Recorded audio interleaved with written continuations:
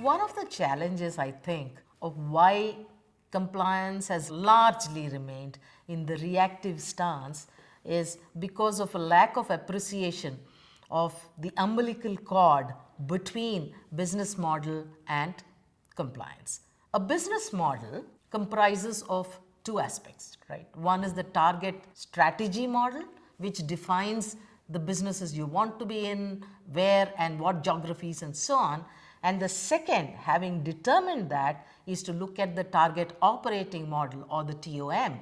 Now, compliance is at the heart of TOM.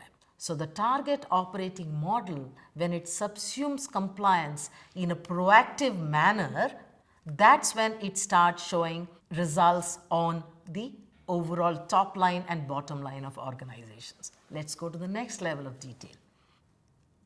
Risk adjusted returns, which are reflective of the kind of health of an organization or the strength of their bottom line, has three aspects: the revenue, the cost as the numerator, and capital as the denominator.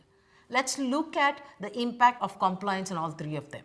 Reason I want to go to this is because the temptation to look at this as a standalone function is what is causing the industry loss of dollars which they're leaving on the table.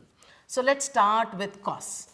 Now, compliance, non-compliance, compliance breaches would mean additional costs, not just by the penalties, but also because the organizations might have to go in for newer processes, newer systems, and so on and so forth. So costs all around, litigation costs might come in, legal costs might add up, you might have to appoint consultants and so on and so forth. So your cost, which is going up, which is a deductible from revenue, and therefore your numerator is shrinking.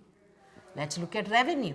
Now, revenue is all of the business benefits that you would have if you didn't get diverted by building bridges for compliance constantly and handling it as a siloed function.